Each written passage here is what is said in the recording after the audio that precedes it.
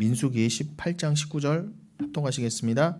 이스라엘 자손이 여호와께 거제로 드리는 모든 성물은 내가 영구한 몫의 음식으로 너와 내 자녀에게 주노니 이는 여호와 앞에 너와 내 후손에게 영원한 소금 언약이니라.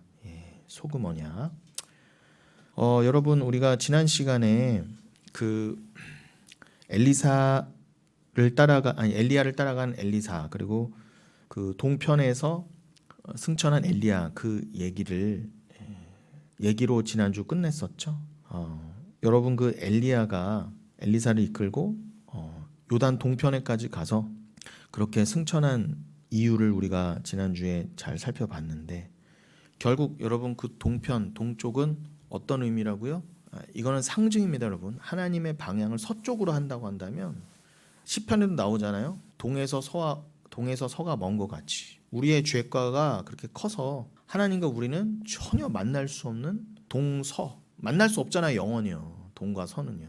그것과 같다는 것입니다.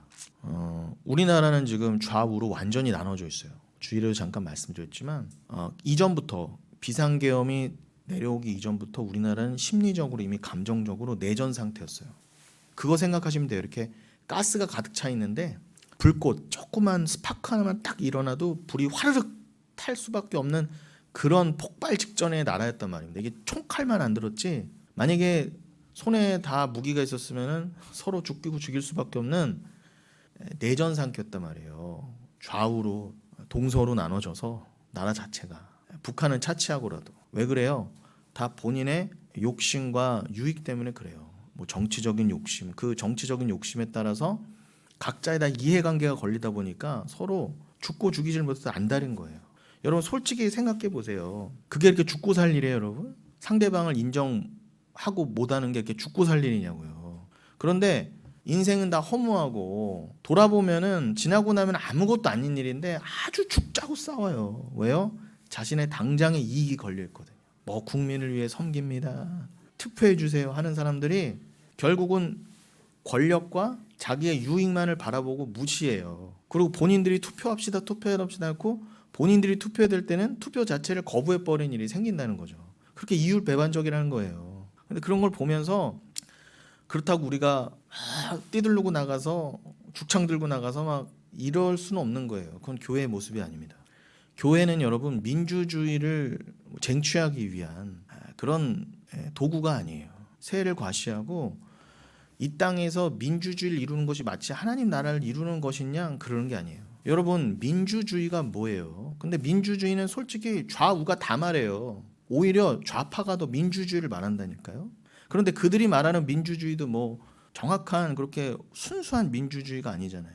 결국은 무엇이든지 다 자기의 잣대를 가지고 자기의 뜻을 관철하기 위해서 모든 걸 이용하는 거예요. 정치 형태든 국가 권력이든 모든 시스템을 그렇게 이용하는 거예요. 그리고 보수 쪽도 자기네가 더 민주적이다, 자기네가 더 자유민주적이다 하지만 결국은 더 독재적인 모습을 보이고 더 억누르는 모습을 보이잖아요. 왜요? 저 빨갱이들 때려 잡아야 되니까. 전 불순한 세력이다. 여러분 그렇게 이원론으로 나눠서 흑백 논리로 그렇게 다 나눌 거예요? 사람들이 다 정치 성향이 있는 거고 사람들이 다 생각이 있는 건데 단순히 내 뜻에 맞지 않다고 그래서 상대방을 무조건 빨갱이로 몰아서 다 그렇게 죽이자는 게 또 말이 되냔 말이에요. 그 사람의 사정과 그 사람의 생각 들어보지도 않고 무조건 뭐 노동자라고 그래서 무조건 뭐 자기의 생각을 말한다고 그래서 국가 권력자에 대해서 뭐라고 한다고 해서 근데 무조건 다 빨갱이라고 몰아서 할 거냐고요. 그럴 거면 뭐하러 민주주의를 합니까? 그리고 윤리 도덕을 따져도 양쪽에 다 나은 사람이 없어요.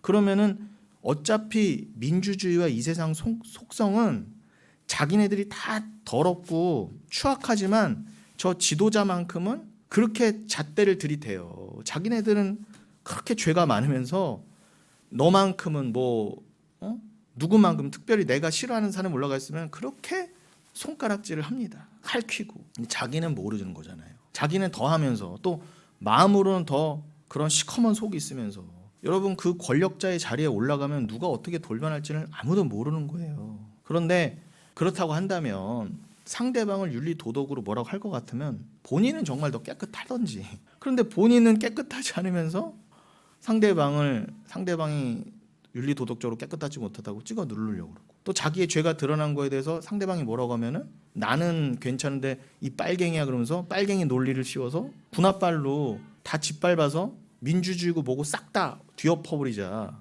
이게 말이 안 되잖아요, 자체가. 어떻게 본인들이 보기에 불법을 막기 위해서 본인들이 스스로 불법을 자행하고, 우리나라는 헌법 법치 국가라고 하면서 어떻게 그 헌법과 법치를 가장 먼저 지켜야 될 사람이 가장 먼저 무너뜨리냐 말이에요. 그거는 이스라엘 때의 왕들하고 똑같은 모습이에요. 그렇게 다윗 왕조에다가 율법을 잘 알고 하나님의 말씀을 지켜야 되는 왕들부터가 가장 먼저 법을 어겼었어요. 그런데 하나님이 보라 그러신 거예요. 왜 그렇게 사울을 비롯해서 그 뒤로 인간 왕들이 설 수 있도록 하나님이 사사기 이후로 왜 허락하셨다고요? 인간들이 하도 왕을 달라고 하니까 하나님 못 이겨서 아우 내가 지금 지겹다, 아주 내가 못 견디겠다 너희들의 요청에, 못 이겨서 그렇게 하신 게 아니에요.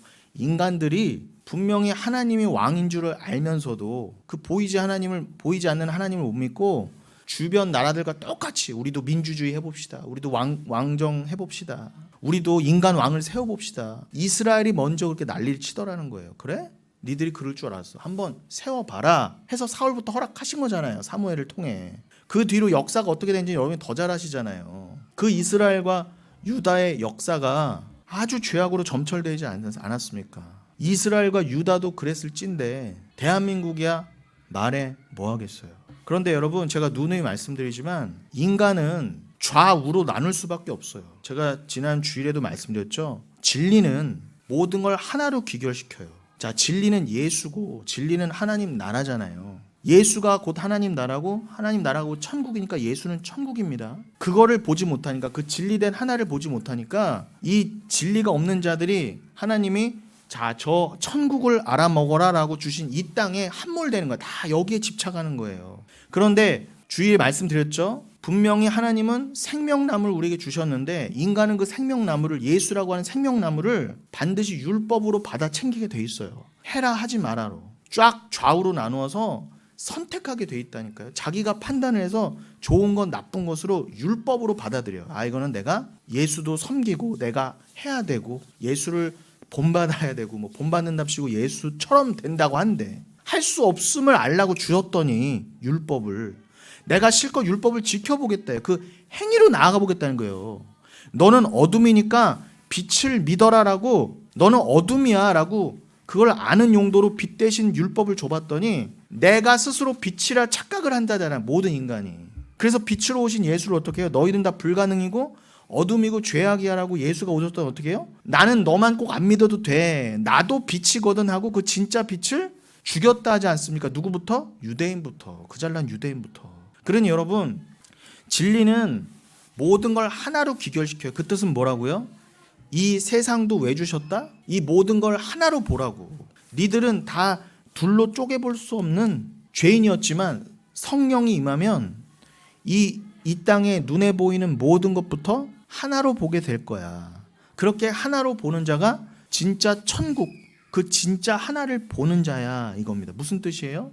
여러분, 여기에는 분명히 해와 달이 있는 것처럼 낮과 밤이 계속 있을 거라 하셨어요. 이 땅이 있을 때까지는. 그리고 이사야서 45장 7절, 나는 빛도 짓고 어둠도 짓고 선도 짓고 악도 지었다 그래. 분명히 하나님이 나눠 놓으셨다 그래요. 그러나 진리를 가진 자는 그거를 합력하여 선으로 보게 돼 있단 말이에요. 함부로 어둠이야, 저건 나쁜 거야, 내 인생에 일어난 고난은 나쁜 거야, 나에게 왜 이런 일이 났어, 이건 나쁜 거야, 이건 저주야, 나부터도 그렇게 판단하고 들어간단 말이에요. 내가 왜 가난해? 내가 왜 병들어야 돼? 내가 왜 이런 일을 겪어야 돼?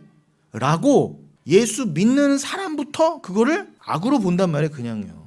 그걸 누가 네가 마음대로 악으로 보라고 그랬어? 그래. 율법도 줘봤더니 어떻게 해요? 이거는 지켜야 돼, 지켜야 내가 이 땅에서 잘 먹고 잘 살고 복 받아, 이건 안 지키면 저주래, 내가 사업이 망한 거 보니까 내가 하나님께 저주를 받았나, 이렇게 가는 거예요. 물론 안 믿는 인간들은 끝까지 여기서 수고와 눈물 가운데 있다고, 더더욱 둘째 사망으로 나아간다고 예수님이 계시록에서까지도 말씀하셨지만, 그러나 원래 우리가 예수를 믿지 않고 우리가 죄인 된 상태에서는 늘 수고와 눈물뿐이며 그 수고와 눈물은 오히려 지옥에서 더욱 그치지 않고 억만 배, 몇 억만 배, 영원의 시간 동안 뭐 가늠할 수 없는 수고와 눈물을 겪게 될 거라 그랬잖아요. 그게 원래 우리가 마땅했어야 될, 우리에게 허락됐어야 될 유일한 길이었단 말이에요.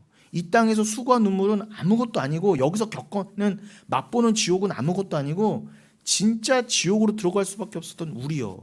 영원히 수고와 눈물과 아픔을 거기에서 해방될 수 없었던 우리, 스스로 그거를 해결할 수 없었던 우리가 진짜였는데, 어떻게 주님이 여러분을 사랑하셔서 여러분에게 아들 피를 허락하셔서 여러분을 이 땅에서의 수고와 눈물을 통해 저 천국을 알게 하셨냐 말이에요.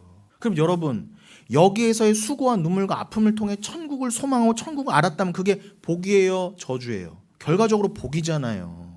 그러니까 니들이 왜 함부로 인생을 판단하냐 말이에요. 누가 여기 보이는 걸로 그냥 여기에만 창념하고 이거 보이는 거를 좋은 거 나쁜 거다, 아직도 뭐 국민의힘이 좋은 거다, 민주당이 나쁜 거다, 아직도 왜 거기에 누가 그거를 가치 판단을 하라고 그랬냔 말이에요. 여러분, 이 땅에서는 영원히 선한 것도 없고 영원히 악한 것도 없어요. 예수만이 선하고 예수만이 길이니까 예수만이 진리라고 한 거예요. 국민의힘이 진리예요? 민주당이 진리냐고요.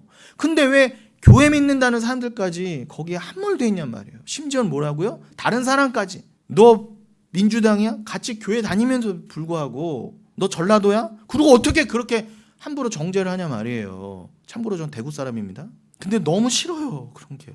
요 좁아 터진 나라에서 88 고속도로 타고 가면은 요 경남에서 전남, 호남 넘어가는 거는 일도 아니에요. 뭐 몇백 킬로도 아니야. 동서가 몇천 킬로도 아니에요. 그러니까 웃기는 짬뽕이라는 거예요. 좁아 터진 데서 그걸 나누고 앉았어요. 그러니까 인간은요, 제가 볼 때는 유난히 한국 사람이 더 그래. 유난히 더 나눠요. 그렇게 나누는 걸 좋아해요. 이렇게 우리나라도 당이 계속 나뉘고, 이렇게 민주주의가 시작된 지 얼마 안 된 나라가 이렇게 당이 나타났다가 소멸했다가, 지가 다 왕이래, 지가 다. 그리고 조금만 수틀리면은 그렇게 점점 빼다가도 이상한 짓을 하고. 그러니 여러분, 교회도 그렇잖아요. 우리나라만큼 교단과 교파가 나눠지는 나라가 없어요. 교회마저도 하나가 안 되는데. 그렇다고 제가 무조건 교회가 하나야 된다는 그런 뜻은 절대 아닙니다. 진짜 교회끼리는 하나가 돼야죠. 근데 왜 다 갈라졌다? 진짜를 모르니까 다 갈라지는 거예요.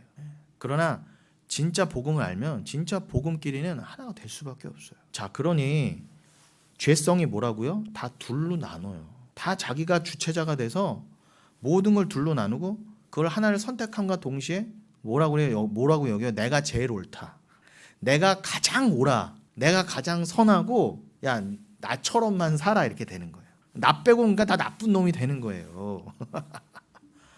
이 편견이요, 무섭습니다. 이 편견이 무서워요. 그러니까 이게 꼴통 꼰대가 그렇게 무서운 거예요, 여러분. 그 무식한 신념, 이게 진짜 제일 무서운 거예요.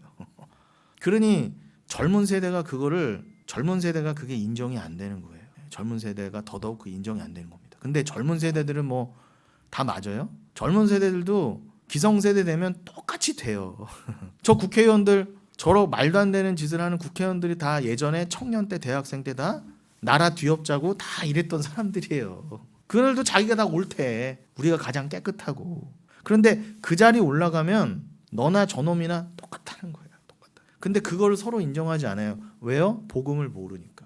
여기는 나는 뭐가 죄고 죄성이 뭐고, 야, 인간 세상은 이래서 소망을 둘 수가 없구나. 그냥 인간 세상을 객관적으로 그냥 보고 나는 하나님 나라를 믿어야지. 난 이미 거기 백성이니까 난 여기 잠시 내려와 있는 그냥 하나님 나라 시민이야 라는 마음이 없으니까. 그게 빌립보서 말씀이잖아요.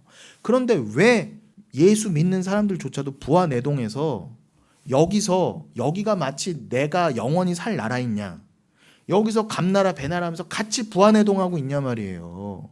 제가 늘 말씀드리잖아요. 교회는 세상이 울 때 웃을 줄 알고 세상이 웃을 때 울 줄 알아야 돼요. 여러분들은 이러한 세상을 보면서 어때야 된다고요? 그래, 그러니까 하나님 나라만 영원한 거지. 그래, 다니엘서 말씀처럼 모든 세상 나라는 다 사라져가고 쓰러져 가. 정권요?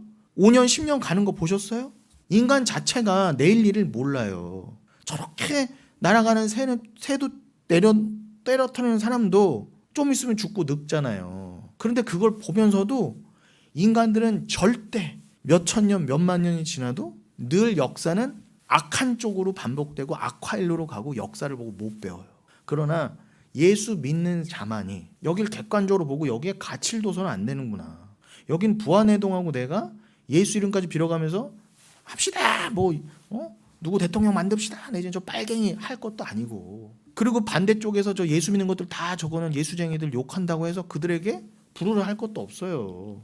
저들의 말로 일리가 있는 데다가 예수 믿는 자들이 정말 예수만 제대로 믿으면 저들이 그렇게 욕할 리가 없어요. 왜 보수랑 깽깽이 보수랑 왜 교회를 하나로 봅니까? 오늘 모든 세상이. 그럼 이거에 대해서 정확히 얘기를 해주거나 성도들을 다잡는 목사도 없잖아요. 큰 교회 목사치고 조용하고 있지. 그러니 여러분 이 답답함을 가지고 그냥 눈을 들어 하늘을 보세요. 그게 믿음이 하실 일이에요. 교회는 믿음만 강조하면 돼요. 여러분 안에 그런 믿음이 있잖아요. 여기에 세상에 소망 두지 마세요. 어디에다 소망 두실 거예요? 여러분 국민의힘 소망 두시면 국민의힘이 여러분 천국 보내준대요? 민주당에 소망 두시면 민주당이 여러분 이 땅에서도 따로 안 주잖아요. 근데 뭘 그렇게 죽고 살자고 같은 민족끼리 같은 말 쓰는 민족끼리 서로 원수가 돼서 서로 죽이질 못해 안달입니까? 제가 보기엔 심정적으로 다 서로 살인을 하고 있다니까요. 칼만 안 주어졌지 이미 다 몇 번이고 찔러 죽였어요 서로. 대통령도 죽이려고 다 잡아들이려고 한 거 아닙니까? 옛날 같으면 다 죽이는 거 아니었어요? 유신 때나 이럴 때면? 쥐도새도 모르게? 지금 그거 다시 하려고 하는 거잖아요. 그건 아니잖아요 진짜. 그러니 여러분 또 강조드립니다. 인간은 나눌 수밖에 없어요. 절대로. 우리나라 정치 형태만 봐도 좌우는 절대로 동에서 서가 먼 것처럼 붙을 수가 없어요. 그건 인간의 죄성 때문에 그래요. 저는 지금 어느 쪽이 옳다 같이 판단하는 게 아니에요. 진리만이 옳은데 국민의힘이 옳고 무슨 민주당이 옳고 그런 게 어디 있어요. 그건 자기 생각이고 인간 생각인 거지. 중요한 건 우리는 뭘 봐야 되냐면 인간은 절대로 인간적인 생각으로 손에 손잡고 예수 없이 화합해보자. 이거는 인류 역사가 지구가 망할 때까지 절대 일어날 수 없어요. 그럼 대한민국 안에도 이렇게 갈라진다고 한다면 전 세계는요 절대 하나 될 수 없어요. 그건 인간의 이상이자 망상일 뿐입니다. 그럼 여러분 생각해 보세요. 어떻게 인간끼리도 이렇게 화해를 못하고 하나가 될 수 없는데 진리를 몰라서 모든 걸 쪼개놓는데 인간끼리도 서로 하나가 될 수 없는데 우리는 하나님과는요 더더욱 하나가 될 수 없던 존재예요. 인간이 보이지도 않는 하나님과 스스로 하나님 사랑해요 하나 되고 싶어 이런다고요? 절대 불가능해요. 에덴 동산에서 보여줬잖아요. 하나님이 넌 내 사랑이야 나와 하나야 해라고 했더니 어떻게 해요? 선악과 보여줬더니 금세 그걸 어떻게 해요? 생명나무로 못 보고 선악과로 어떻게 해요? 하나님을 배반했잖아요. 배신 때렸잖아요. 애들 말로. 왜요? 내가 하나님 되고 싶다. 내가 왕 되고 싶다고. 지금 다 세상은 그 놀이인 거예요. 다 내가 왕이고 싶은 거예요, 여러분. 다른 거 없어요. 그러니 하나님과도 화해 못한 우리가 어떻게 죄인끼리 화해를 해요? 말도 안 되는 거예요. 애저녁에 접으세요. 기독교의 정신으로 정치를 이루어 이 나라를 잘 만들어 보겠다? 꿈도 꾸지 마세요. 그럴 일 없어요. 정신 나간 사람들은 기독교당이라고 만들어 놓으면 속는 줄 알면서도 또 찍어주고 거기 해주고. 그리고 그거 아세요? 그런 기독교당 전광훈도 그랬죠. 이번에도 다 만들어 놓고 그 사람들도 자기가 왕 되려고 그러는 거예요. 목사란 사람이 정치 집단의 우두머리가 돼서 공천권이 있잖아요. 당 대표니까 법률적으로 공천권이기 때문에 무한한 권력이 있어요. 기독교당이란 목사조차도 돈 받고 헌금이란 미명하에 돈 받고 다 줄 세워주고 공천 해주잖아요. 공천 못 받은 사람들이 나중에 소송 걸고 헌금했다면서 헌금으로 소송 건다니까요. 그런 거 하나님께 바친 게 아니었던 거예요. 그걸 공천권을 주고 헌금이랍시고 헌금 받고 주는 놈이나 그걸 헌금이랍시고 내고 받는 놈이나 똑같은 거란 말이에요. 진짜 나중에 주님 앞에 어떤 형벌을 감당하려고 자신이 있나 봐요. 천국과 지옥을 믿으면 그런 짓을 할 수가 없어요. 할 수가 없어요. 왜 그런 짓들을 다 한다? 목사라면서도 여기가 다인 것 같으니까 그런 거예요. 저기는요 그냥 관념이에요. 천국 있겠지. 나도 안 가보곤 몰라. 이 상태에서 여기가 너무 소중하고 여기에만 집중하는 거예요. 그런 사람들 치고 오직 믿음 오직 은혜 말하며 하나님의 심판과 회개를 외치고 끝까지 광야에 외치는 자의 소리로 세상 권력과 세상 가치관과 무관하게 하나님 나라를만을 전하는 선지자 같은 주의 종 보셨어요? 못 보셨어요? 저는 못 봤어요. 그럼에도 불구하고 우리는요 그냥 영원히 이것을 스스로 깨닫지 못한 채, 뭐가 죄인지 뭐가 사랑인지 은혜인지도 깨닫지 못한 채, 하나님이 누구신지는 발톱만큼도 모른 채, 평생을 교회 다니고도 모른 채 그냥 영원히 지옥 밑바닥에 깔렸을 뻔했는데, 어떻게 그 중에 여러분을 택하셔서 오직 은혜죠, 아들 피까지 뿌려가며 하나님과 화해를 시키셨냔 말이에요. 예수 피, 아들 피 없었으면 여러분은 영원히 하나님과 원수예요. 여러분, 얼마 전에 재판도 났고, 언제였나요? 올해 초였나요? 김레아라는 애가 그 5살 어린 21살짜리인가 여자애를 죽였어요. 자기 여자친구를. 왜 죽였느냐? 사귀긴 했는데 얘가 너무 집착이 세고 또라이인 거야. 그러니까 여자애가 무서움을 느낀 거야. 그래서 헤어지고 싶은데, 요즘은 남자애들이 데이트 폭력도 하고 너 나랑 헤어지면 죽어, 막 옛날에는 난 너 없으면 죽어 이런 게 로맨스였는데, 요즘은요 하도 또라이가 많아서 이건 이제 공포예요. 이건 범죄입니다. 스토킹도 그렇고. 그건 로맨스가 아니에요. 그런데 이 여자애가 엄마가 있는데, 한 저랑 딱 동갑내기 엄마였더라고요. 77년생. 46살 엄마가 이 딸하고 너무 돈독한 거예요. 제가 보니까 여자애가 아빠 없이 산 것 같아요. 그런데 엄마가 이 딸만을 그냥 두고 열심히 키웠어요. 그러니까 이 딸과 어머니 사이가 그냥 여느 딸과 어머니 사이가 아니라 너무 돈독하고 그냥 서로만 의지하고 살아온 거예요, 평생을. 그런데 이 여자애가 대학을 가더니 뭐 편입을 해서 들어갔는데 5살 위에 남자애를 사귀었는데, 보니까 이미 몸도 마음도 다 뺏겼는데 이제는 얘랑 끊고 싶은데 엄마한테 하소연을 한 거죠. 그랬더니 엄마가 이거 안 되겠다 싶어서 애를 데리고 그 김래아가 사는 오피스텔인가로 찾아간 거예요. 우리 애랑 이제 더 이상 사귀지 말고, 너 이런 걸 협박하지도 말고 우리가 그냥 용서해 줄게. 너 다음부터 내 딸이랑 이러지 말아라. 내가 지금까지 한 건 다 용서해 줄게.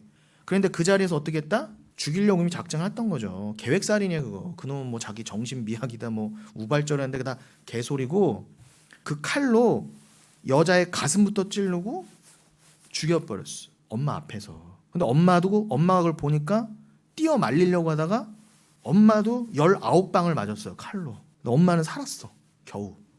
엄마는 차라리 죽는 게 나아요. 여러분, 남자가 힘이 세요, 여자보다. 여자 10명이 덜 받아도 안 돼요, 남자한테. 게다가 남자 손에 칼이 들렸잖아요. 그러면 그냥 죽는 거예요. 엄마가 아무리 물고 뛰어 말리려 해도 여자가 죽은 거예요. 그 자리에서 죽고, 엄마는 실려갔는데 엄마는 겨우 살려놨어. 근데 엄마가 마약성 진통제를 안 먹으면 눈도 못 뜨는 거예요. 몸도 너무 아프지만 난도질을 당해놨으니까. 근데 더 아픈 건 뭐예요? 마음 아니겠습니까? 눈앞에서 자기 딸이 죽었어요. 생떼 같은 자기 딸이 20살짜리를. 그래서 그놈은 나 10년이면 돼 엄마, 그리고 자기네 가족끼리 나 10년만 살다 오면 잘 살게, 이지랄 하고 있는 거예요. 뭐 정신미약이다 어쩌다 하면서 자기 죄를 인정하지도 않고 잘 미안하긴 한데 이렇게 나가는 거예요. 근데 그 자리 가면 모든 인간이 이렇게 뻔뻔하게 돼 있어요. 자기 죄를 덮고 싶어서. 나중에는 어떻게 해요? 나 죄 안 지은 것 같아요까지 가요. 인간은요 반드시 그래요. 욕할 거 없어요. 우리가 그렇다니까. 우리도 예수 그렇게 죽여놓고, 예수를 난도질에 죽여놓고 나 죄인 아니야라고 다 살았잖아요. 우리가요. 우린 다 그 살인범보다도 못한 죄인들이었다니까. 여러분, 제 말이 틀렸습니까? 그런데 여러분, 그 엄마 입장에서는, 저는 뭐 김래아를 편들고 뭐 그런 거 전혀 없어요. 인간은 모두가 죄인이라는 것과 인간의 죄성을 말한과 동시에 하나님이 그 아픈 상황을 왜 우리에게도 보여주셨냔 말이에요. 우리가 그 상황이라 생각해요. 또 내가 그 엄마였다고 쳐봐요. 아무리 뭐 우린 다 죄인이고 어쩌다 그래도 뭐 어떻게 해요? 그거는 철천지 원수, 불구대천의 원수예요. 그냥 보이면 죽여야 돼요. 이해되시죠? 법이 못하게 해놓을 뿐이지, 그 엄마가 걔가 지금 사형도 아니에요. 무기징역 받았어요. 내 딸은 이미 죽고 없는데 걔는 계속 살아야 돼. 감옥에서. 무기징역이라도 내가 내는 세금으로 콩밥 먹여가면서. 그러면 엄마는 무슨 수를 써서라도 쟤를 개인적으로 죽이고 싶을 거예요. 그거에 대해서 뭐라고 할 수 있어요? 그러니까 여러분, 인간사는요, 이거는 뭐 인간적인 마음으로는 설명도 안 되고 뭐라고 함부로 말도 할 수 없는 거예요. 그러니까 저는 그냥 진리의 입장에서 말씀드리는 거예요. 우리가 하나님 앞에 그런 죄인이었어요. 원수였어요. 우린 그 아들을 그렇게 죽였고 하나님 앞에서 아닌 척했던 자들이에요. 여러분이 그 죄를 용서받지 못하고, 이건 실질적인 얘기입니다. 회개하지 않으면 그 어머니가 그 새끼를 죽여버리고 싶은 마음에 비교할 수 없는 큰 진노로 여러분은 영원히 지옥에서 탈 거예요. 다른 존재를 건드린 것도 아니야. 여러분은 하나님의 아들을 죽였어요. 그것도 하나님의 눈앞에서. 우리의 죄가 얼마나 크냐고요? 그 정도, 그거는 발톱만치도 안 돼요. 이거는 주님이 용서해 주시지 않으면 방법이 없는 거예요. 그런데 예수를 안 믿겠다고요? 알아서 하십시오. 알아서 하십시오. 저는 늘 강조드립니다. 우리의 구원은 하나님의 진노로부터의 구원이에요. 그런데 언약으로 우리를 사랑하신다는 것도 말이 안 되지만 우리를 사랑하셔서 그 죄를 알게 해주시려고 이 세상에 보내시고 우리의 악을 들춰내시려고 저 세상에 저런 악한 인간들은도 동원하시고 악마와 사탄과 귀신까지도 사용하셔서 여러분의 죄성을 드러내시는 용도로 사용하신다면 그거는 하나님 입장에서는 선이라는 거예요. 근데 왜 우리가 다 판단에 안 좋고 사단 원수 마귀 물러가라 그러고 내가 원수 마귀 새끼였는데 네가 원수 마귀 새끼야. 네가 뱀한테 홀린 뱀이잖아.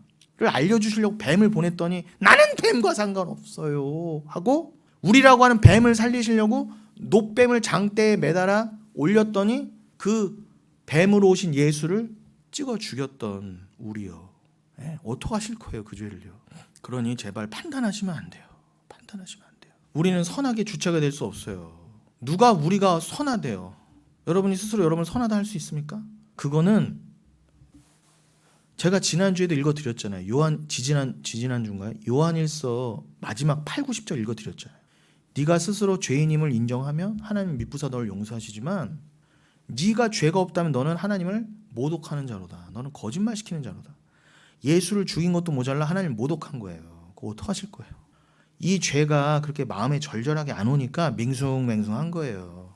예수 믿는 것도 밍숭맹숭, 전도도 밍숭맹숭 이렇게 되는 거예요. 뭐 한다고 뭐 해준다 안 해준다 불평불만이나 하고 기도 제목 안 들어준다 기도 제목 말 안 해준다 그렇게 가는 거예요. 어떤 죄에서 용서함을 받았는지 안다면 여러분이 이 땅에서 먹고 사는 문제는 아무것도 아니에요. 여러분이 지금 당장 굶어 죽으셔도 괜찮아요. 그건 하나님의 원망 불평할 일이 아니에요. 그게 오히려 복이에요. 이 거지 같은 세상 빨리 졸업하고 가는 게 낫습니다. 그 어머니는 그게 산 송장이지 사는 거예요. 여러분 자기 눈앞에서 딸이 죽었는데 살아도 사는 게 아니잖아요. 그럼 여러분은 이 땅에서 그 심정으로 사셔야 돼요. 살아도 사는 게 아니에요. 내 죄를 안다면. 그 하나님의 마음을 좀 알라고 여러분 인생을 허락하신 거고 여러분의 각자를 위한 인생은 없어요. 근데 다 뭐예요? 지금까지도 오늘까지도 교회라고 하는 작자들도 내 뜻을 이 땅에서 이루고 내가 살고 싶은 세상 내가 좋아하는 세상을 이루자고 투표도 한다 그러고 뭐 계엄도 찬성한다 그러고 이런 막말들을 쏟아내는 거예요. 참. 그러니 여러분 그래서 사사기에서 몇 번이나 강조가 되는 거 뭐예요 여러분? 특별히 사사기 맨 마지막 21장 25절에 보면은 뭐라고 사사기 결론이 나요? 이스라엘에 왕이 없었더니 각자가 다 어떻게 했다? 각기 자기 소견대로 행하더라가 결론이에요. 그 말이 뭐예요? 니들은 다 죄인이라는 거예요. 분명히 하나님이랑 왕이 있는데 그건 역설적인 표현이잖아요. 분명히 하나님이랑 왕이 계신데 왕이 없다는 건 무슨 뜻? 이스라엘이 하나님을 왕으로 섬기지 않았다는 거예요. 겉으로는 율법 지켜요 하나님 사랑해요 했는데 하나님 보시기에 그들 마음에 다 뭐라고요? 각자가 왕이다. 각자가 왕 노릇하는 거지 그 어느 누구 하나도 하나님을 왕이시라고 여기고 산 사람이 단 한 명도 없었다요. 그래서 구약이 닫히고 신약이 온 거예요. 구약에 그런 인간이 단 한 명이라도 있었으면 예수는 오실 필요가 없었어요. 이해되시죠? 완벽한 불가능이니까 하나님이 개입하실 수밖에 없었다요. 그게 진짜 하나님의 어떻게 보면은 진정한 계엄이죠. 하나님이 개입하지 않으셨으면 우리는 아무런 소망이 없었어요. 여러분 사사기가 말씀이 나왔으니까 드리는 말씀이지만 사사기가 16장까지 사사 삼손의 얘기로 끝나고 17장부터 그 에브라임 산지에 미가라고 하는 얘기가 나오잖아요. 제가 주일 설교 때도 말씀드렸죠. 그 미가라는 사람이 에브라임 산지에서 엄마 돈을 훔쳤어요. 은 1,100을요. 근데 그게 어마어마하게 큰 돈이에요. 왜요? 그게 얼마나 큰 돈인 줄을 알 수 있느냐. 나중에 그 미가가 어디서 떠돌아다니던 레위나나 제사장 삼았을 때 연봉을 얼마 줬다? 은 10을 줬어요. 물론 밥도 주고 옷도 줬지만 기본적으로 봉급이 연봉 은 10이었다고요. 그런데 엄마 거는 얼마를 훔쳤어요? 은 1,100을 훔쳤어. 그럼 도대체 얼마어치를 훔친 거예요? 오늘날 따지면. 근데 엄마한테 그걸 잘못했다 그랬더니 엄마가 아이고 내 아들아 네가 이실직고를 했으니 하나님 널 복 주실 거다 해놓고 200을 띄어서 무당에게 갖다 주고서 그 이거 뭐예요? 이거 우상 만드는 놈한테 갖다 줘서 은 우상을 만들어서 집에서 섬긴 거예요. 하나님이 너희에 복 주실 거 하면서 어떻게 했다 엄마가 우상 만들었다고요. 그때만의 얘기예요? 오늘날 똑같아요. 그게 우리의 모습을 보여주는 거예요. 그런데 다른 나라도 아니에요. 이스라엘에서 얼마나 율법이 무너지고 신앙이 무너졌으면 그런 행태와 더불어서 베들레헴에 사는 레위인이 못 먹고 못 입어서 정처 없이 떠돌아다닌 거예요. 오늘 본문이 뭐예요? 오늘 읽으신 본문이 민수기 18장 19절이잖아요. 거기에서 보면 분명히 뭐라고 돼 있어요? 너희는 제사장들을 잘 섬겨라. 그들이 유리방황하지 않도록 성읍을 주고 그들이 그 재물을 따로 허벅지나 가슴을 띄어서 그들을 공양했다는 건 뭐예요? 그들을 11조가 됐던 뭐가 됐던 재물이 됐던 그걸 가지고 섬겼어야 되는 거예요. 제사장들을. 그런데 이미 사사시대부터 그게 무너진 거예요. 이미 뭐 최근의 일이 아니라 이미 사사 때부터 이제 막 가나안 정복해서 들어가고 나서 얼마 되지도 않았을 때 이미 다 율법이 무너져 있는 거예요.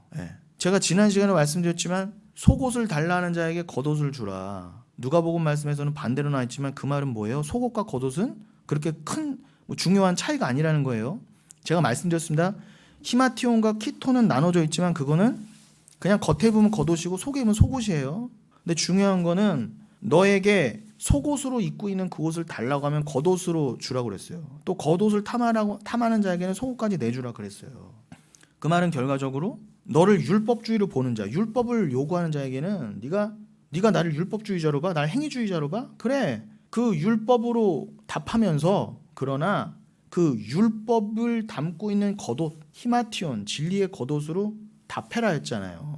야, 그 율법은 예수를 말하는 거야. 너 율법의 행위가 아니야. 오직 믿음이야. 그게 겉옷과 속옷을 같이 주라는 의미였어요. 그러면 그런 의미지. 내가 지금 속옷은 벗어주기 싫은데 속옷까지 줘야 돼? 저 변태 아니야? 아무리 말씀이어도 어떻게 속옷까지 줘? 우린 또 속옷 하면 BYC 메리아스밖에 생각 안 하니까. 여러분 입고 오신 내복밖에 생각 안 하니까. 이건 못 내줘. 그럼 여러분 말씀 어기는 거잖아요. 분명히 말씀에서는 다 내주라 그랬는데 아이고 이거는 못 내줘. 이렇게 인간이 판단이 들어가잖아요. 왜요? 율법주의자니까. 진리로 못 보니까. 그런 것처럼 그 당시에 사사 때부터 벌써 인간들이 어떻게 했다고? 이스라엘부터? 아이고 이건 못해. 아이고 다른 건 조그만 건 할 수 있는데 11조는 못 내겠어. 다른 거는 뭐 괜찮은데 제사장들 저 굳이 저렇게 줘야 돼? 이렇게 돼버렸다고요. 그게 그거 아니에요? 그래서 돌아다닌 거예요. 돌아다니는데 제사장도 아니에요. 여러분 레위인이 다 제사장이 아닙니다. 레위인 안에 아론의 계열만이 제사장이에요. 게다가 그 첫째 아들 둘째 아들은 하나님께 잘못된 불을 들여서 아랍과 나비오는 죽어나갔잖아요. 그래서 이다말 셋째랑 넷째 엘르앗살 셋째와 넷째를 제사장 계열 삼았는데 넷째는 언제 다 멸망당했어요. 하나님이 저주 내려 죽이신 게 언제예요? 사무엘 때 대제사장이 엘르앗살 계열이란 말입니다. 근데 거기는 홈리와 비느하스 때 이후로 다 죽어나갔어요. 끊겼다고요, 명맥이. 그래서 이제는 이다말 계열만 제사장으로 삼으셔서 사독 계열로 쭉 이어져서 대제사장 제사장 계열이 되잖아요. 그러니 모든 레위 지파 중에 아론, 그것도 아론 중에서 셋째 아들 계열만 제사장이지 나머지는 그냥 레위인이란 말입니다. 근데 율법에서는 그 레위인도 제사장도 다 대제사장도 섬겨야 돼요. 나머지 지파가, 나머지 백성이. 그런데 이 민수기 18장 19절 분명히 소금 언약이다. 이건 영원히 지켜야 될 규례야. 니들이 싫다고 안 지키고 좋다고 지킬 그게 아니야. 니들 이거 안 지키면 다 죽음이야 그랬단 말이에요. 그런데 어떻게 속옷까지 내줘. 이러한 마음으로 안 섬겼어요. 그러니까 돌아다닌 거예요. 그랬더니 미가가 이 부자가 저거 우리 집 제사장이나 삼아야 되겠다. 우리 집 목사나 삼아야 되겠다. 우리 집 무당이나 삼아야 되겠다. 그러고 내가 은 10 주고 밥 주고 옷 줄게. 우리 집에서 목사짓이나 해라. 그러니까 얘는 좋죠. 아이고 고액 연봉으로 그렇게 그 짓 한 거 뭐 했겠어요? 그 사람 뭐 해줬겠어요? 회개하라 했겠어요? 복 받습니다. 할렐루야. 병 났습니다. 할렐루야. 당연한 거예요. 그건요. 당연한 거예요. 당연히 무당짓 하는 거예요. 그래야 돈 나오니까. 어느 때부터 그 짓을 했다? 이미 사사 때부터. 그럼 지금은 말을 못 하는 거예요. 그러니까 다 무너진 거예요. 그래서 17장 6절. 자, 다시요. 16장 3손이 끝나고 나서 봐라. 니들이 얼마나 사사들의 말을 안 듣고 하나님을 배역하고 그랬는지 내가 17장 이후로 더 명확하게 보여줄게 해서 두 개의 에피소드 이야기를 펼쳐보시는데 첫 번째 이야기가 제가 말씀드린 것처럼 17장 18장인 거예요. 그런데 그 17장 1절 18장 1절에 다 뭐라고 되어 있다? 17장은 6절 18장은 1절 이스라엘의 왕이 없으므로. 특별히 17장 6절은 뭐라고 했어요? 다 제 각기 소견대로 행하더라. 그러니까 뭐 하나님 섬깁니다, 사랑합니다, 주의 종도 섬깁니다, 뭐 나는 주의 종에게 뭐 은열을 줍니다 하는 모든 일들이 뭐였다? 다 자기 조차고 자기 소견대로 하는 거였지. 니들이 하나님을 정말 사랑해서 소금 언약의 정신으로 주의 종을 섬기거나 그런 게 아니다 라고 판명이 나는 거예요. 다 니들은 네가 스스로 왕이 돼서 하나님을 왕이라고 하지만 니들 마음에는 다 아담의 죄가 있어. 니들은 다 니들 스스로가 왕이야. 그러니 뭐예요? 율법주의로 가득 찬 사람들이 나는 의로워. 나는 속옷까지는 안 내주지만 나는 그래도 겉옷도 내주고 나는 이렇게 착한 일을 한 사람이야. 나는 그렇게 율법을 다는 안 지켜도 이렇게는 착한 사람이야 라고 그득그득 싸우다가 니들 다 죄인이야 라고 예수가 내려오시니까 그 유대인이 칼을 들어 엄마 앞에서 딸을 죽인 것처럼 하나님 앞에서 난도질해 죽여버렸다 해요. 포도원 품꾼 비유에서 나오는 거잖아요. 아들 보냈더니 포도원 일꾼들이 다 죽여버렸다. 때려 죽여버렸다 그러잖아요. 성경은 낱낱이 여러분의 죄를, 우리의 죄를 드러내고 있어요. 은혜를 붙잡으라. 여러분 은혜 못 잡으면 큰일 나요. 정말로요. 그러니까 19장 이후로부터는 더 황당한 일이 일어나죠. 그 17장 사사기 17장 18장에서는 그냥 야 어떻게 그럴 수가 있어 요 정도였다면 또 그렇게 미가가 돌아다니던 레위인 하나 잡아다 놓고 제사장 그전에는 자기 아들을 그냥 마음대로 자기 통밥으로 야 네가 그냥 제사장 해라. 야, 네가 내가 아빠가 월급 줄게 네가 목사해라. 요즘 그런 애들 많죠. 아빠가 엄마가 신학교 가라니까 가고 그냥 직업으로 하는 애들 많잖아요. 저 때도 수두를 뻑뻑 받고요. 그런 애들 다 지금 목사 전수 하고 있어요. 그런데 돌아다니는 레위인이 있으니까 야 네가 레위인이라고? 그럼 네가 와서 여기 목사해라. 그런데 걔가 섬기다가 나중에 단지파가 올라와서 어떻게 해요? 하나님이 분명히 너희들이 취할 곳은 저기야라고 알려주셨는데 거기를 못 취하니까 몰래 자기네 동족의 땅을 뺏으려고 단지파가 기어들어오잖아요. 그러고 나서 정탐꾼들 와서 보다가 야 저기 미가 집에 저거 은신상도 있고 저 재산도 많고 야 저거 드라빈과 에복도 있고 여기도 저 목사도 있네. 나중에 그걸 본진한테 알려갖고 올 때 어떻게 600명이 선발대로 왔을 때 그 정탐으로 나갔던 애들이 그 600명을 데리고 그 집을 쳐서 다 뺏어서 도망가잖아요. 그게 이스라엘이에요. 그게 우리라고요. 그 추악한 거를 왜 하나님이 성경에다 적어 놓으셨겠어요? 그러니까 역사를 왜곡하면 안 돼요. 누가 국민의힘 욕하면 그게 잘못된 거라고 다 빨갱이라고 그러고 지들 역사서 책에 안 쓰려고 그래요. 자기들이 한 것만 왜 의롭대요. 성경엔 다 나온다니까 여러분. 정말 감추고 싶은 모든 게 누가 그랬다? 이스라엘이. 그리고 그 뒤에 단지파가 다 올라와서 남의 땅을 뺐잖아요. 그런데 그 고용됐던 그 목사가 어우 여기가 더 연봉을 많이 준다고요? 쪼로록 따라가요. 쪼로록 다 배신하고. 그러니 뭔 할 말이 있겠습니까? 근데 이거는 이 정도는 그래도 약과예요. 19장부터는 어떤 얘기가 나온다? 레위인이 이번엔 첩을 얻었네? 레위인이 첩을 얻었대요. 그것도 말이 안 되죠? 근데 그 첩이 아시는 것처럼 도망갔어. 베들레헴으로. 그래 그 첩을 데리고 오는 길에 어떻게 해요? 유숙하다가 그 베냐민 지파 땅에서 험한 꼴을 당합니다. 남자들이 몰려와서 저 레위인 내놔라. 우리가 상관하겠다. 동성애하겠다는 거죠. 그랬더니 여러분 이게 성경에 적힌 얘기예요. 이 볼성선언 얘기가. 그렇다고 이거 얘기해야 돼요? 말아야 돼요? 교회학교에서 해야 돼요. 누가 감히 성경을 빼요? 죽으려고. 감히 죽으려고 누가 하나님이 니들의 죄를 알으라고 니들이 어떤 짓을 벌였는지 알라고 써놨는데 이걸 왜 감춰요? 죽으려고 그러니까 죽으려고 환장해서 그런 거지. 그 첩을 대신 내주는 거예요. 첩하구나 놀아라. 그 첩과 그 레위인을 그 밤에 유숙하게 도와줬던 그 노인네의 딸까지 집단으로 윤간을 당해요. 남자들에게. 그리고 죽습니다. 그러자 이 레위인이 열받아서 더 엽기적이에요. 자기 첩에 몸을 12토막 내서 12지파에 보내요. 이런 일이 이스라엘에서 벌어졌다. 하나님 뭐라고 일갈하신다?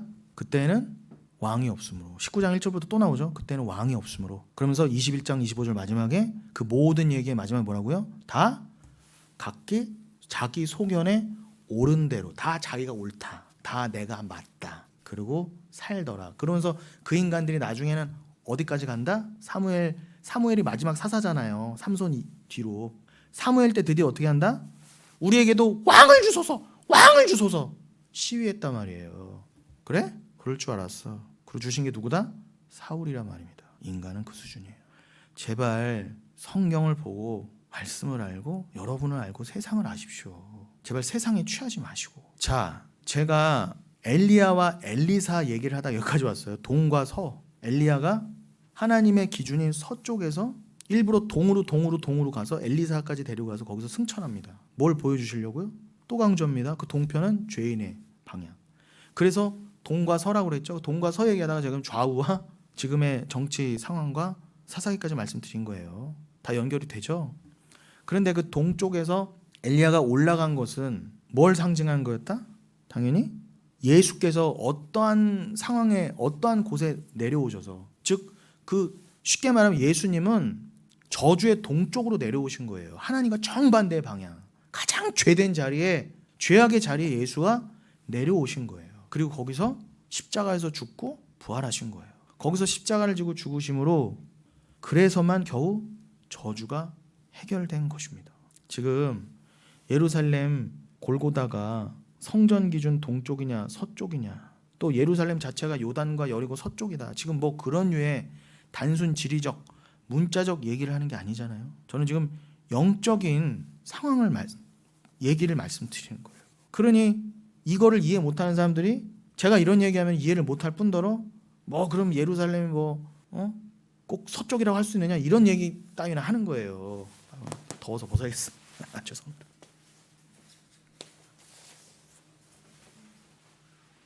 몸이 더우니까 자꾸 말이 세지는 것 같아. 이거를 오직 예수와 그가 하신 일로 읽어야 하잖아요. 그건 성령만이 해주실 수 있는 거예요. 엘리야와 엘리사 얘기를 통해 미리 그 얘기를 해놓으신 거라고 말씀드렸잖아요. 예수님께서 이 역사 속에 여러분 안으로 내려오신 것 자체가 저주받은 인간의 세계에 오신 거니까 동쪽으로 오신 거 아닙니까? 동이 상징하는 바가 하나님의 방향 서와 정반대니까. 그래서 성전의 지성소는 성전 서쪽 끝에 있다고 말씀드렸습니다. 그리고 동방박사는 동쪽에서 서쪽으로 온 거예요. 그래서 요단 동편에서 요단 서편으로 들어오는 겁니다, 여러분. 성전의 방향으로. 그 동쪽이라는 것 자체가 죄의 방향, 죄인이 거할 곳의 상징이에요. 어차피 영이신 하나님 입장에서는 동서의 그 문자적인 동서의 의미가 없고, 지구라는 것도 하나의 큰 원인데 동으로 가면은 동서가 만나게 되니까 그런 의미들을 들어쓰신 하나님의 의도, 상징적 의미에 대한 이해만 잘 챙기시면 돼요. 이거를 모르니까 꼭 예루살렘 가야 된다, 꼭 이런 영지주의에 빠지는 거예요. 예루살렘만 거룩한 곳이에요? 여러분, 영흥교회 여기만 거룩한 곳이에요? 그럼 옛날에는 여기 함부로 목사 외에는 올라오지도 못했어요. 저처럼 또 신발도 못 신고 들어와서 그냥 슬리퍼 갖고 막 무릎으로 기어 올라왔지. 여러분들은 막 올라오시잖아요. 누가 정한 거예요? 우리가 마음대로 낮추고 그러잖아요. 올렸다가. 그럼 왜 일관되지 않아요? 옛날엔 교회가 거룩한 곳이다 그러고 어떻게 저 단상을 마음대로 평신도가 올라가. 근데 여러분들 왜 이렇게 자유해지셨어요? 가르쳐주지도 않았는데. 기준이 뭐예요 도대체? 영지주의예요. 그런 거에 묶이시면 안 돼요. 그렇다고 여러분이 다 자유하다고 해서 여러분들이 막 그러실 건 아니잖아요. 함부로 막 이렇게 해놓으시고 막 그럴 분들이 아니시니까 말씀드리지만, 진짜 이 세상은 또라이들이 많아갖고요. 또라이가 아니더라도, 정신의학적 또라이가 아니더라도 성령이 없으면 제가 말씀드린 거의 의도를 몰라요. 그냥 영지주의에 갇히거나 정반대로 어떻게 해요? 맘대로 해도 된대, 맘대로 해도 된대, 그러는 거예요. 그럴 거면 예수 뭐하러 믿습니까? 그렇게 예수님은 저주의 근본 동쪽에서 십자가의 저주를 받아 죽으셨어요. 그리고 그 십자가의 자리에서 승천해 버리심으로 말미암아 여전히 그 동쪽에서 저주와 심판을 받는 것 외에는 할 수 있는 것이 아무것도 없던 자들, 우리들을 서쪽으로 인도해 주신 거예요. 하나님과 하나가 되기 싫려고. 그 예수 없었으면 우리는 영원히 동과 서가 영원히 만날 수 없는 것처럼 우리는 하나님과 절대 연합할 수 없었어요. 영원하며 화합되는 건 고사, 그것도 안 되는 주제에 무슨 하나님과 화합이 돼요, 인간이요.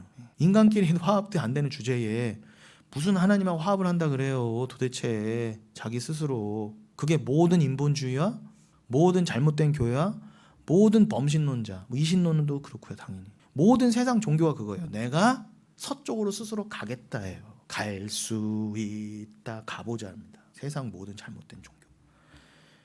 여러분, 그래서 저는 그 인본주의를, 그래서 복음과 진짜 기독교와 개혁신앙 외에는 다 이단이라고 제가 가름해버리는 거예요. 그래서 욕먹는 거예요. 착각들 하지 마세요. 제가 뭐 잘못해서 욕먹는 거 없습니다. 이해 못하는 사람들이 그렇게 욕하는 거니까 엉뚱한 말이나 생각하지 마시라고. 유튜브 듣는 분들도. 당신들이 이단이라고 하니까 욕먹는 거라고요. 내가 이단이라고. 마음대로 하십시오. 누가 이단인지는 나중에 가서 결판이 나니까. 곧 납니다. 그렇게 아무것도 할 수 없던 자들이 주님의 인도로 서쪽으로 하나님 나라로 그 에스겔과 요한도 증거한 영원한 거룩한 도성으로, 그 다니엘도 증거한 그 영원히 무너지지 않을 그 믿음으로만 서는 그 나라, 그 진짜 예루살렘을 거룩한 도성으로 하나님의 임재 안으로 돌아오게 하는 그 하나님의 임재 안으로 돌아오게 되는 현실, 그 구원의 현실을 보여주시기 위해 동원하신 자들이 엘리야와 엘리사였고 여러분이셨던 거예요. 예수가 오시기 전에는 엘리야와 엘리사, 예수가 오신 다음에는 여러분을 그렇게 쓰고 계신다는 그 뜻입니다. 그래서 여러분, 우리가 특별히 9월 달에도 본문으로까지 해서 나눴었지만 요한복음 14장 12절이 어떤 말씀이었죠? 예수님께서 십자가를 지시기 전에 제자들에게 뭐라고 그러셨었죠? 요한복음 14장 12절을 읽어드리면, 내가 진실로 너희에게 이르노니 나를 믿는 자는 내가 하는 일을 그도 할 것이요 또한 그보다 큰 일도 하리니 이는 내가 아버지께로 감이라. 이렇게 되어 있습니다. 예수님께서 교회하게 하신 이 말씀은 엘리야가 엘리사에게 했던 그 말씀의 성취요 완성입니다. 무슨 뜻이라고요? 여러분, 우리가 지난주 그리고 지지난주는 폭설 때문에 휴강이 됐었지만, 그러니까 정확히는 11월 20일과 지난주 12월 4일에 본문이 어디였어요? 열왕기 하 2장 9절이었잖아요. 너 엘리사에게서 나 엘리야를 하나님이 지금 승천해서 데려가게 하심은 하나님 뜻인데, 그 데려감을 당하기 전에 엘리야가 너 엘리사에게 어떻게 할지를 너는 구하라, 기도해라, 그거였잖아요. 기도는 그거밖에 없다고 그랬죠. 거기서 뭐 했겠어요? 엘리사가 엘리야한테 집 주세요, 땅 주세요, 차 주세요 그랬겠어요? 그럴 수도 없지만 그건 기도가 아니에요. 죽어야 돼, 그냥 죽어야 돼. 여러분이 지금 하나님의 아들을 죽인 대죄인의 입장에서 그 하나님한테 이것도 주시오 철시오 하는 것 자체가 이미, 여러분 생각해보세요. 여러분의 철천지 원수가 앞에서 여러분한테 너 거 이것도 주고 저것도 달라고 해봐요. 그거 어떻게 해야 돼요 도대체? 그냥 당장 갈아 마셔도 시원찮잖아요. 근데 그 짓을 다 하고 있다는 게 좀 교회 가요, 하나님 앞에서? 어떻게 해야 돼요 도대체? 안 주셔도 할 말 없어요. 왜 하나님 여러분 다 주셔야 돼요? 왜? 그리고 아들을 주셨다면서요. 그럼 다 주신 거예요. 그 하나님이 정말 가진 게 아들밖에 없다 하더라도 그 아들을 주셨으면 아들만으로도 감사해야 된다고요, 우리는요. 근데 어떻게 그 앞에서 병 안 나도 갖게 해줬다고, 나 이 땅에서 1년도 안 살게 해줬다고, 내 뜻대로 내 기도대로 안 해줬다고, 어떻게 그 말이 나오냐고. 그 누구든, 그게 누가 됐던 하나님 다 죄인이라면서요. 해 안에 있는 것들은 다 죄인이라면서요. 나는 이렇게 힘든 게 삶을 살았고 나는 의롭고 내 기도만큼은 들어줘다는 게 바리새인 중에 바리새인이에요. 상바리새인. 죄송하지만 아무리 슬픈 삶을 살아도 그 말하는 자가 가장 지옥 밑바닥으로 가고 지옥 끌려 들어가면서 변명할 수 없게 되는 거예요. 근데 우린 다 스스로 의로워서 나만침만 살아봐. 야, 내가 가장 나라 사랑했고 내가 가장 하나님 사랑했어. 그러고 살아왔잖아요, 우리가요. 그러니까 여기에 이게 죄입니다 그러면 다 돌 날라오는 거예요. 네가 뭔데 네가. 진짜 저도 하나도 안 잘났어요. 저도 제발 제가 잘났으면 좋겠어요. 하나도 허물도 없고 키도 크고 아주 자식도 많고 돈도 많고 누가 뭐래도 먼지 하나 안 나는 사람이었으면 좋겠어요. 그럼 제가 하면 좀 씨알이 먹힐까요? 근데 하나님이 일부러 그렇게 하셨다요. 제가 잘났다가 아니라 저도 이해를 할 수 없어요. 하나님이 저 같은 걸 들어서 복음을 말씀하게 하는지. 들을 인간만 들으라는 거겠죠. 그리고 제가 생각해도 저 같은 인간이 복음을 알아내는 것 자체가 이거는 기적 중에 기적, 감사 중에 감사예요. 진짜. 게다가 전하게까지 하시잖아요. 근데 사실 제 입장에서도 전하는 것만으로 감사한데 워낙 아니라고 하니까 저도 인간이기 때문에 열이 받는 것뿐이에요. 좀. 그럼 삭히면서 가야지 어떻게 하겠습니까? 저도 그냥 구렁텅이에서 건진받은 존재 주제에 뭐라고 할 수 없어요. 뭐라고 하는 말이 와도 제가 거기에 대고 대차게 뭐라고 할 수가 없어요. 왜요? 저도 똑같은 인간이었으니까. 지난주와 지지난 그 11월 20일에 본문이 뭐였다고요? 나를 너에게서 데려감을 당하기 전에 내가 네게 어떻게 할지를 구하라 엘리사야. 엘리사가 이르기를 당신의 성령이 하는 역사가 갑절이나 내게 있게 하소서. 성령만을 구했어요. 그것도 갑절이나. 그게 기도예요. 성령 받은 자의 진짜 기도라고요. 말씀만을 구하는 거. 나도 당신이 단순히 지금 승천하고 나도 이렇게 뾰로롱 올라갑시다 그 뜻이 아니에요. 여러분 엘리야나 에녹 문자적으로 부러워하지 마세요. 여러분이 이미 엘리야와 에녹이에요. 여러분이 믿는 자라면 이미 하나님 나라 백성이라면서요. 그리고 여러분 안에 이미 예수가 와 계신데 이미 승천 아닙니까?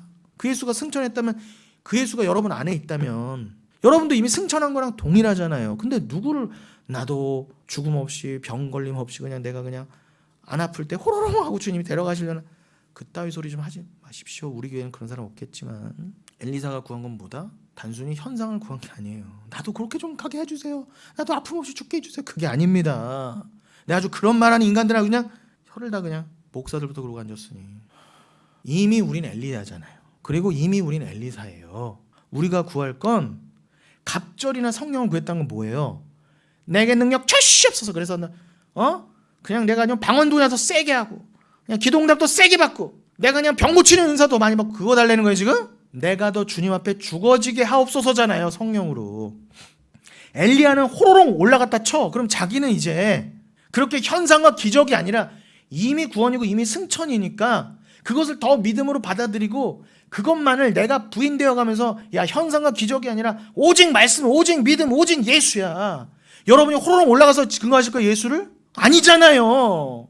여러분이 이미 엘리야 엘리사로서 이미 예수를 믿는 성령 받은 자로서 야 좌우로 갈려서 싸우는 이 세상이 아니야 라고 세상이 다 그로 몰려가더라도 여러분만큼은 갑절이나 성령을 받아 저기를 보시게 되고 저긴만을 더 소원하고 전하시는 모습을 구하려면 그렇게 되려면 더 여러분이 부인되셔야 되잖아요. 그럼 성령이 더 성령의 갑절의 능력이 문자적으로 있는 건 아니지만 이 애탐을 알 수 있잖아요. 성령이 누구에게나 2배 주면 누군 4배 주고 이런 거예요? 그런 의미가 아니라 이건 간절함의 표현이잖아요. 내가 그런 현상과 기적 없이도 주를 전하고 주를 믿고 가야겠으니 내가 가는 것도 아니고 주가 이끌어 가시는 거지만 그 삶을 위해 나를 더 죽여주시고 비워주시고 더 말씀으로 채워주시고 세상 어떤 모습을 보더라도 주말 더 믿고 사랑하고 그 주님만을 전하게 해주세요가 갑절을 영감을 성령을 달라고 하는 뜻 아니에요? 제 말이 틀렸습니까? 그걸 받아 주 예수 그리스도가 이거를 성취하시려고 그죠? 더 정확히는 예수 그리스도가 엘리야와 엘리사를 통해 이 말씀을 하게 하시고 예수가 요한복음 14장 12절에서 뭐라고 말씀하시고 성취하셨다? 내가 진실로 너에게 이르노니 주님이 도장을 쾅쾅 2번이나 찍으신 거예요. 안 찍으셔도 다 말씀은 말씀이네.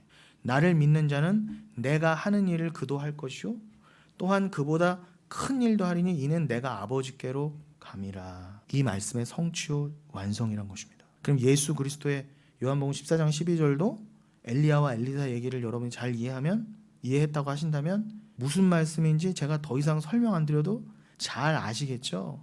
노파심에 요거까지만 말씀드리고 마치겠습니다.